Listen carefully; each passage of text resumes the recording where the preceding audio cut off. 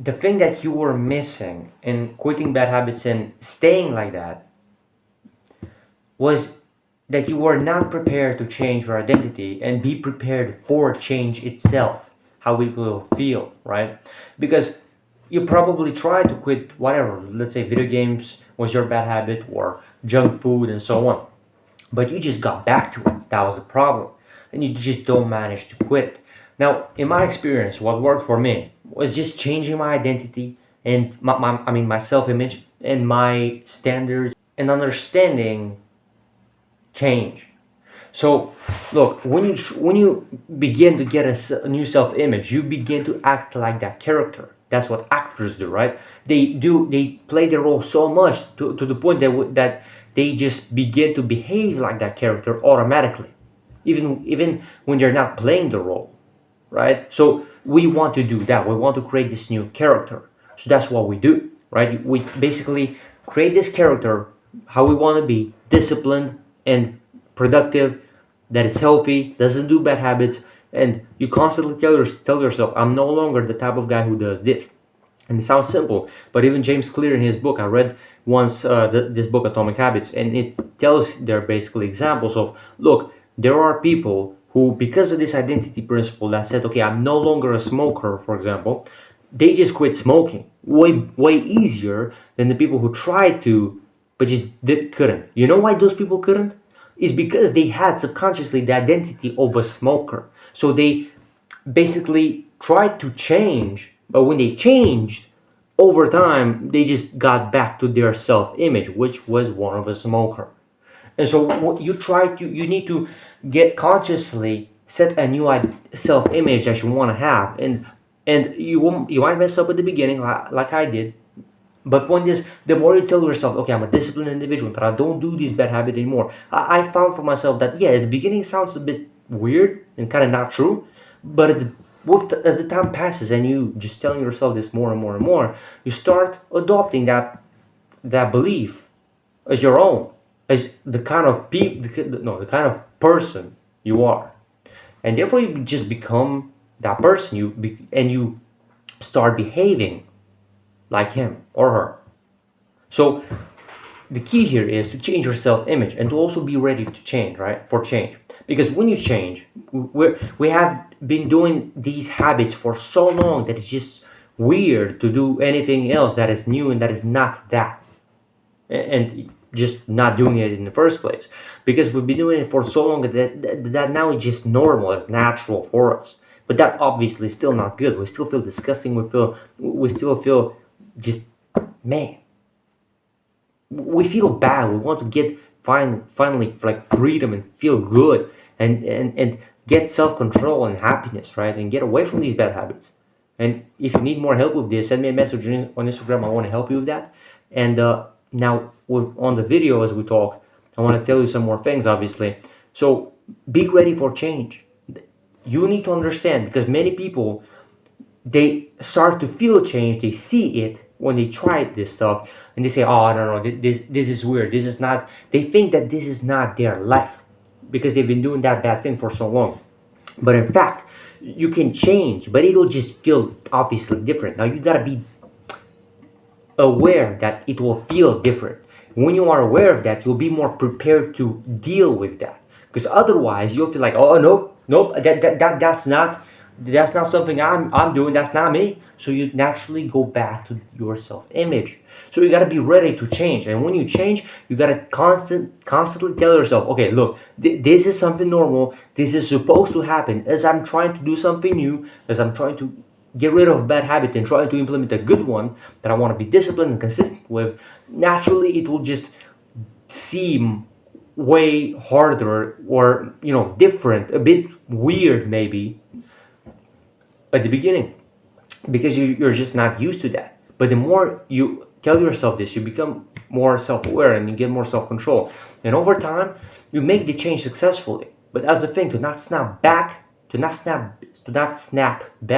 bad habit, you gotta be ready for change. You gotta be aware of it, that it will happen, it will feel a bit weird, and therefore you gotta be okay with it. Now you can stay at this in this level instead of way lower. You can you elevate and don't snap back, but you are aware that okay, this will come. So now when you're here, you're just naturally like, okay, I knew this would happen. I'm prepared. I'm ready, right? And then you're more likely to be okay with the change as you make it, right? As you do it, as you go through this process. And guess what? Another thing happens, right? You might think, oh, but that's not authentically me. And that's also why you go back to that bad self image. The thing is, the more you spend time in a state, the more that state becomes your current authentic self, current authentic state. So, point is, the more you spend time in this higher level, the more you become that person. And Charlie Morgan has an amazing video on this. You can go and watch it. It's called Trial by Fire. And it basically means you gotta put as much effort in, so that there's this equation: effort times resistance equals pain. And the more pain you get, the more you eliminate these current standards and you elevate to way higher ones, way better standards of how you operate, of the habits you have, of the quality you have. And basically you're just becoming this new guy with new standards, and based on that your actions are basically are reflected in that. Or how can I say it? I mean, you can see it. Even the Bible says you'll see them by their fruit, right? So that, why does it say that? Because their actions show the kind of person they are. Because look, if you are an organized individual, if you for example know a person that is super organized, that would be kind of weird for you to see them their room messy, and for them to not do things right and be all over the place. That just won't happen because they're not like that. That's the thing.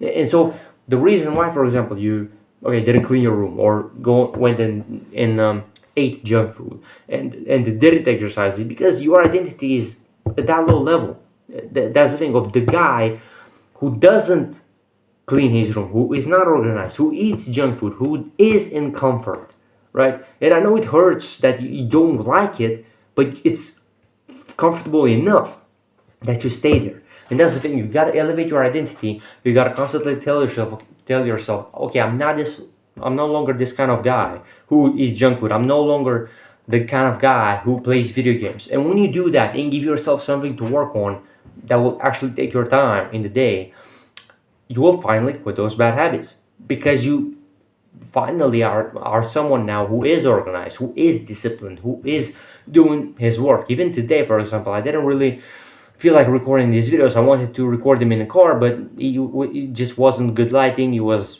dark outside, so the video quality would be kind of So I decided, okay, well, let's film them in my room then, right? So some time passed. I got my brother from kindergarten. I came back, and I'm thinking, okay, I need to make these videos. I didn't really feel like it, I think, in one moment, but I just said, now let's go and do it. And I even felt like eating and stuff like that, but no, I will eat later after my run. I'll go and run after this, and this is, I think, let me look. So right now, 7 p.m., right? 7 p.m. I'll go on a run. After making these videos, I have, I think, one more or two more, gotta say. And after that, I'll just go on a run. And after that, I'll eat. So point is, I managed to do this because instead of just procrastinating all the time, because of my identity, right?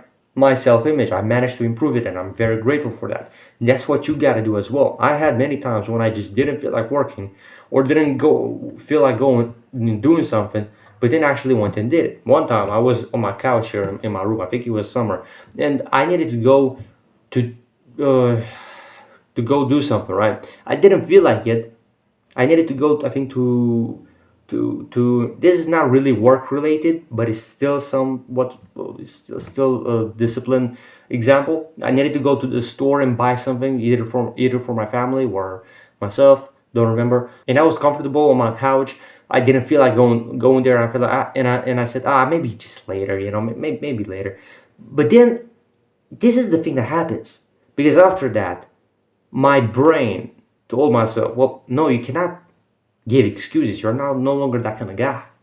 And you know why that happened? Is because I managed to improve my identity, and because in my brain at that moment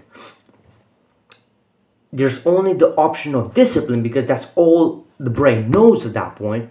Well, you only take disciplined actions, and it's so good, and it's amazing. Now look, you might not be perfect, but you go from like 50% of the time this being disciplined to you go to like 85 or 90. That's a massive increase, right? So you can just literally change what you do and be more productive, be more disciplined, and quit your bad habits through improving your identity. And go read the book Atomic Habits by James Clear. It will take you a while, maybe like, I don't know. If you're a fast reader, maybe faster. If you are like I was in the past, literally reading a book in a month or two, and yeah, that'll take longer. But anyway, that's pretty much it. A shorter video. Yeah, if you need more help with this, so that I can help you with this faster, send me a message on Instagram. And yeah, that's pretty much it. If you need more help with something, comment down in the comments. What else do you struggle with in terms of quitting bad habits, discipline? I might be able to help you. And yeah, I'm Sebastian.